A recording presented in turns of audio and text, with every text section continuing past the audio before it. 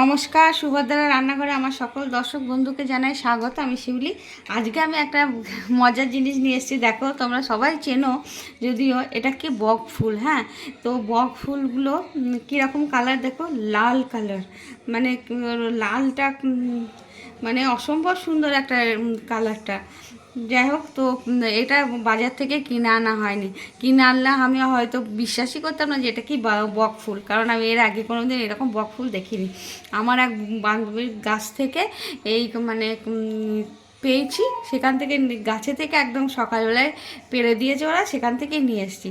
তো আজকে এই বক ফুলের আমি বড়া বানিয়ে তোমাদের দেখাবো। তো কীভাবে আমি বানাচ্ছি সেটা তোমাদের আমি দেখাচ্ছি। বক ফুলগুলোকে আমি কীভাবে রেডি করব। দেখো কি সুন্দর থাকা থাকা হয়ে ধরেছিল। এই যে ছাড়িয়ে নিলাম, এর মধ্যে থেকে এরকমভাবে ফাটিয়ে নেব। এই যে তোমাদের দেখাচ্ছি, এই যে এর ভিতরে যে এই যে সাদা রঙের যে এই অংশটা আছে, এইটাকে কেটে এরকম ফেলে দেব। ফেলে দিয়ে আমি এরকমভাবে ডুবিয়ে নিয়ে ভাজবো। আমি বেসন নিচ্ছি, এই 2 চামচ বেসন নিলাম, আর 1 চামচ চালের গুঁড়ো দিলাম। আর এটা হচ্ছে পোস্ত, কালো জিরে, একটু red chilli powder, Kashmiri red chilli powder. এগুলোকে আমি শুকনো একটু মিক্সড করে নিচ্ছি। একটু লবণ দিয়ে দিচ্ছি স্বাদ মতো, আর একটু সামান্য স্বাদে ব্যালেন্স আনার জন্য একটুখানি আমি চিনি দিয়ে দিলাম। এবার আমি জল দিয়ে, অল্প অল্প করে জল দিয়ে ব্যাটারটা গুলে নেব। আমার বেসনের ব্যাটারটা গোলা হয়ে গেছে। এবারে আমি এটাকে মিনিট 10 রেস্টে রেখে দিলাম। গ্যাসে কড়া বসিয়ে দিয়েছি, কড়াতে তেল দিয়ে দিয়েছি। আমি একটু গরম তেল এই ব্যাটারের মধ্যে দিয়ে দেবো। তাহলে কি হবে জানো তো, ব্যাটারের মধ্যে যদি গরম তেল দেওয়া যায় তাহলে বেশ খুব মুচমুচে হয়। তাহলে না ওই তোমার খাবার সোডা টোডা দেওয়ার কোনো প্রয়োজন হয় না। আমি এবার একটুখানি ফেটিয়ে নেব ভালো করে। এবার আমি একটা একটা করে বড়া ভালো করে ডুবিয়ে ভালো করে মেখে নিয়ে আমি ছাড়বো। হ্যাঁ, এগুলো মানে রেড কালার না, এগুলো কি কালার বলো তো,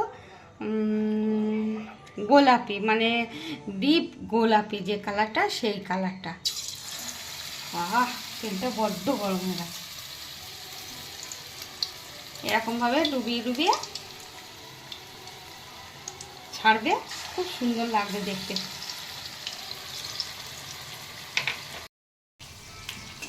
দেখো, আমি এবারে উল্টে দিচ্ছি। এটা খুব ইজি ব্যাপার, সবাই তোমরা জানো বানাতে, কিন্তু আমি এরকম কালারের বক ফুল এর আগে দেখিনি। আমি খুব এক্সাইটেড।